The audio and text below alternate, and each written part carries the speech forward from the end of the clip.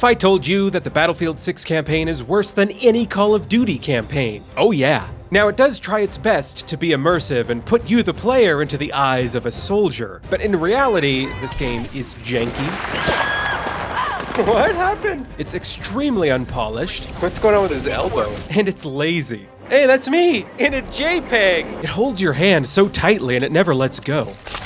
Even the slightest deviation from its extremely linear path will result in the threat of death. Warning.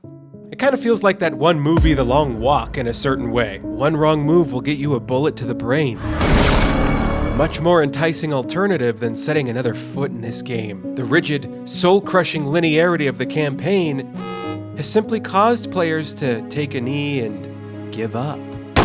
But I mean, can you blame them? Why would anybody want to put up with this inconsistent nonsense? You stay with me. We'll flank them, Kate. Got it. All right, Carter, I'm with you. Let's do it. Eyes on a rifle. He said to stay with him! He said to stay with him! And I did! And it says don't do it! Playing through the Battlefield 6 campaign is like going through boot camp in high heels. In fact, I'd rather join the army than have to play through this campaign again. Even though they say war is hell, these cowards here behind me, they have no idea because they haven't played the Battlefield 6 campaign. I'm not kidding around when I say that this game traumatized me. Oh my god! Oh! No, wait! And if you're watching, Army, just know that I have more resolve and strength and inner wisdom than you because I've been through more shit. You hear me, Uncle Samuel? You cowardly bitch?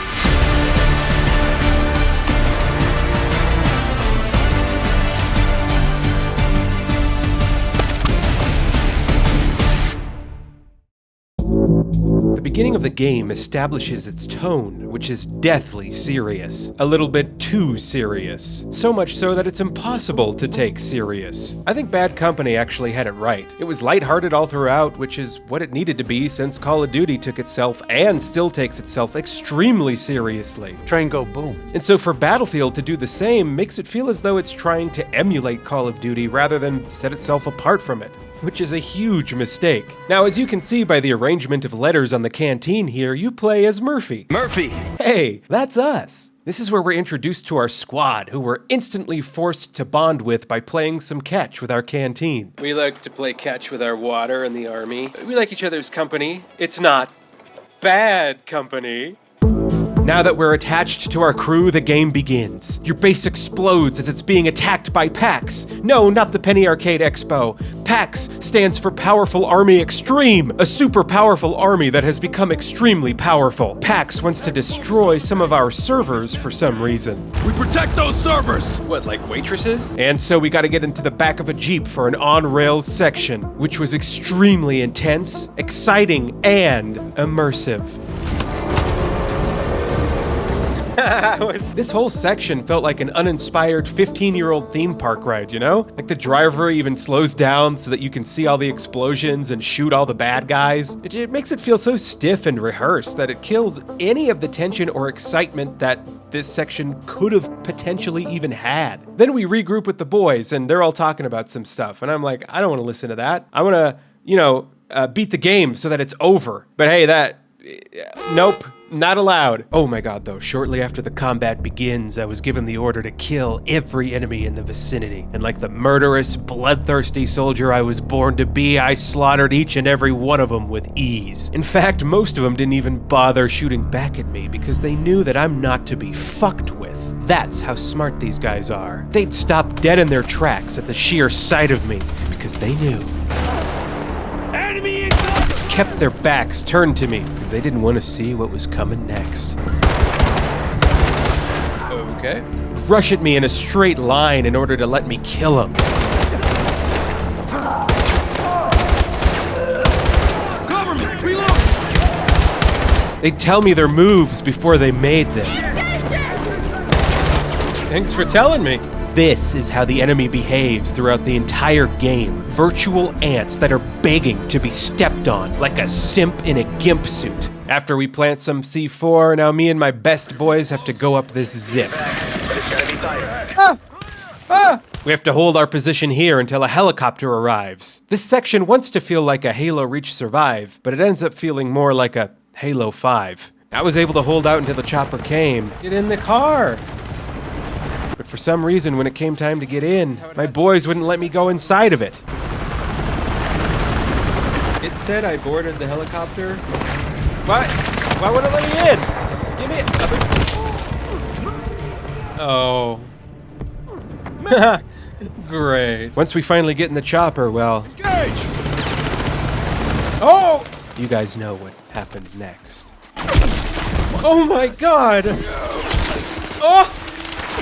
No, wait!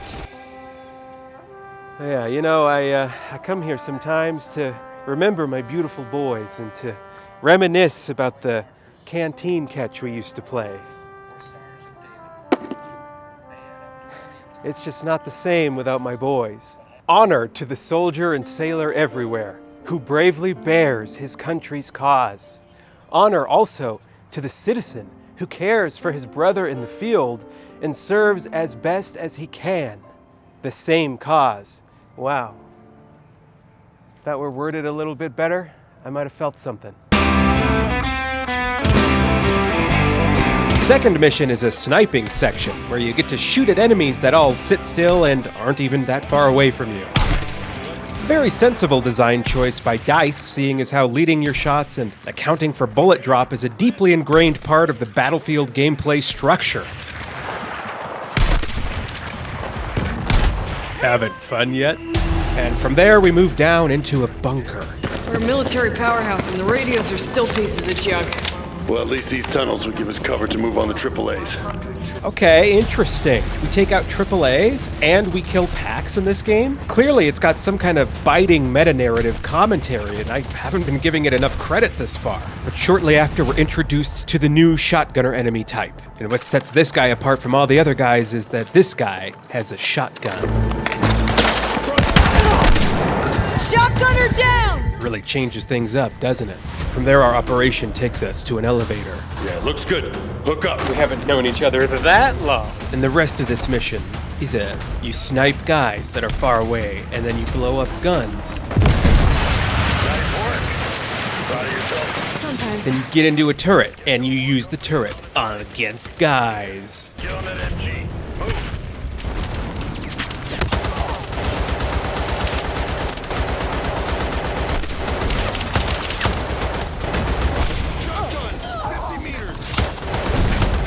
Pretty cool, huh? And it was in this mission where I couldn't help but notice that despite pouring so many resources into the destruction technology, EA didn't really utilize it for the campaign. Like, sure, they do use it for spectacle, and when they do, it looks hella dope. Whoa. But they never utilized this destruction for actual gameplay. How cool would it have been if there were armored enemies that were immune to bullets, and you could only kill them by destroying the ceiling above them, causing rubble to fall on their heads? Or like, what if there's a bunch of turrets that you can't really take out, but you gotta destroy the support beams that are being supportive to the beams that are holding the turrets up?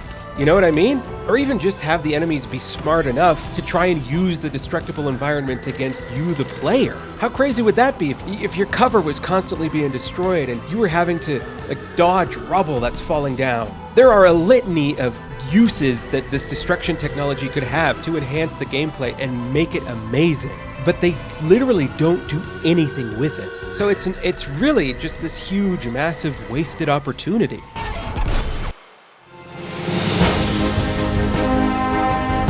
Battlefield 6, you mainly do two things: shooting and cahooting. By that I mean there's a lot of walking around and following guys and listening to guys talk.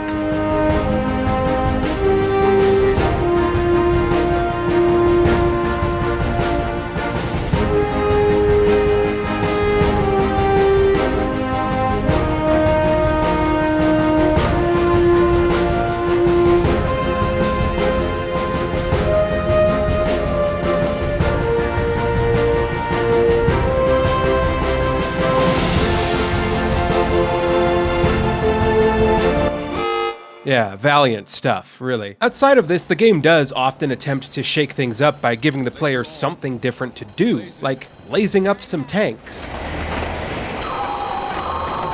Bearing captured. shooting some mines,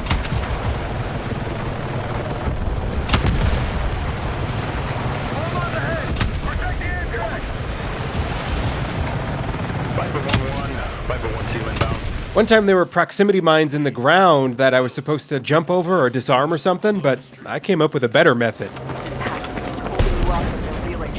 Yep. Kincaid can still have forces in the neighborhood. I didn't even disarm the mines. They gave us a driving section with nowhere to drive. Okay, wait. Where am I supposed to go? Go over here. This doesn't seem... Fuck!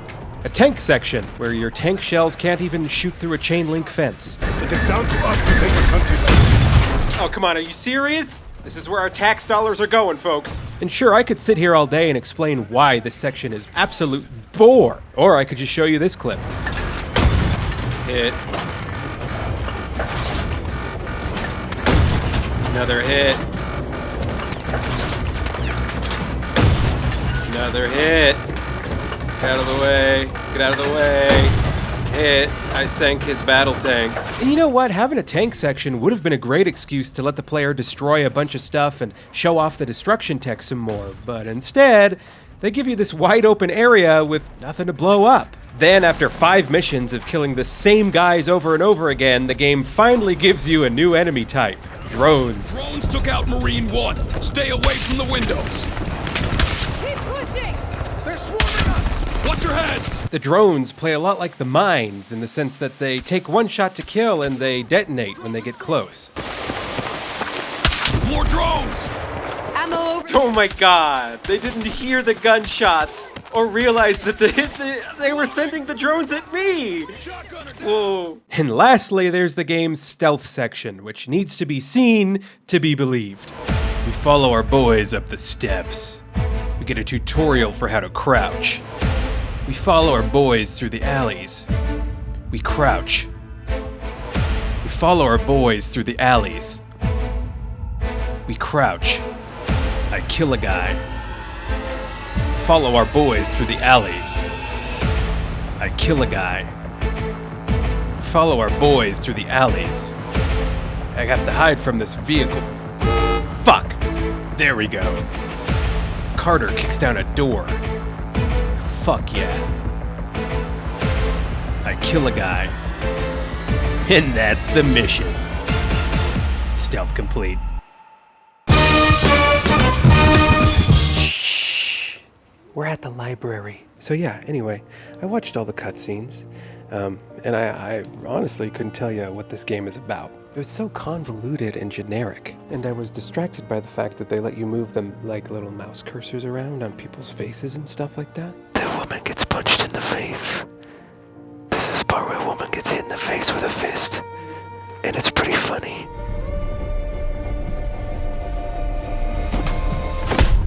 There were some genuinely frustrating moments throughout the story that had me feeling like pretty pissed off. So there's this one part, right, where we're like pinned down by a sniper and someone had dropped something important. Talk to me. Rooftop!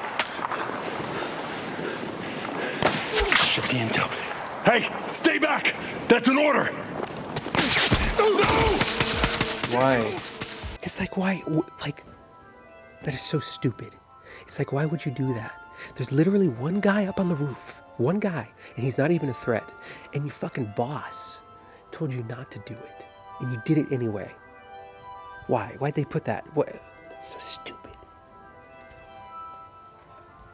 Makes me want to punch a woman. So then the other part that pissed me off, right, was I was following Carter like I was told. He's 10 feet over to my right. So I go over here to the left and I start up a cutscene where I start getting punched in the face. Like relentlessly, you can hear my blood in my cheeks. And literally, meanwhile, I know as a viewer or as a player that my character's not in any danger. Because Carter, as I'm taking shots to the ear, he's literally within earshot of me. And he could come save me, right? And he does. You always did talk too much, Alex. Hands off. How could there be any tension in this moment at all? Like, they didn't even think about anything when they were writing this. Does that make... Like this. Stormfront by Susan May. Susan May what? It's a waste of time. It's a waste of life. Here's the thing, okay? If Battlefield wanted to, it could have a truly amazing campaign with that crazy, cool, sick sound design that it's got and amazing destruction technology capability. They could have the most intense gameplay. Oh, those are kids. You thirsty? Or better yet, DICE could have designed the game from the ground up to be a tutorial for the multiplayer, you know, to familiarize the player with its guns and its destructible environments, or with how the helicopters and jets handle so that people don't crash them all the time. But instead, the campaign just has us escorting a tank. I have too much self-respect to be an escort. And it was early on in the game, precisely the second on-rails section in the third level of 2025's Battlefield 6, when I realized that there are several moments where the game essentially plays itself for you. See, throughout this entire segment here, I was never in danger of failing the mission. It didn't even seem like I was required to kill any enemies, really. And then I noticed a bunch of instances where the game sort of started playing itself. In a later mission, there was a building with a bunch of RPG guys on it and stuff that I needed to kill. But somehow the building just collapsed while I was dead. Oh, I didn't contribute to that at all. And this happened more than once. The route's blocked. Down the stairs, through the alleyway. Push through. Copy. Hey, look at those moves! There was a breach and clear section where the game literally put my crosshair on the one enemy's head that I needed to kill. In fact, I'm pretty sure it does this for every breach and clear in the game. And in all of them except for one, there's only one enemy to kill each and every time. Then there was this on-rails segment where I was supposed to shoot part of a crane, but I had no idea I was supposed to do that because there was a waypoint marker over the president's car and the enemy's truck, so I didn't know where I was supposed to look, but it didn't even matter anyway because the thing I was supposed to shoot literally broke on its own without me doing anything.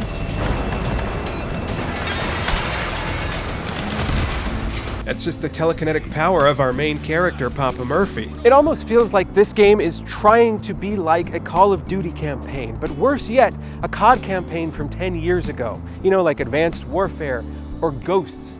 But the thing is it's missing that innovative fish AI technology. It's missing that cute dog named Riley, and it's especially missing the charm and charisma of Kevin Spacey. And you trusted me, even though you knew you shouldn't.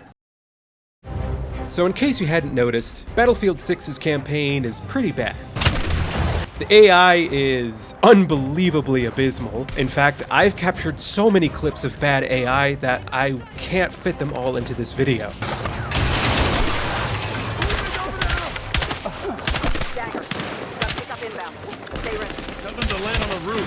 I do have a conspiracy theory here. I think EA always knew this campaign was gonna suck, and they just slapped like a B team onto it to get it done and then stuck it into the game simply to inflate its value. Because I mean, imagine if they had shipped this game without a campaign. They probably would have had to sell it for $40. And how cool would that have been? I really do feel like they only put the campaign in here to inflate the game's value. Because when you're buying Battlefield, you're buying the multiplayer, but you're paying $30 extra for this campaign. And it's sickening. It makes me want to vomit. Anyways, that does it for this video. Go watch my video on the Fortnite curse. It's one of the best videos on this channel. Also, become a member here on YouTube or go check out the Patreon. I'm rolling out new content and new stuff on there. Like recently, iDubbbz reacted to one of my videos. So if you want to see my reaction to his reaction, that'll be up over there tomorrow. And there's some content I made that I wasn't allowed to upload onto this channel that I think you would enjoy seeing. That's going to be up there next week.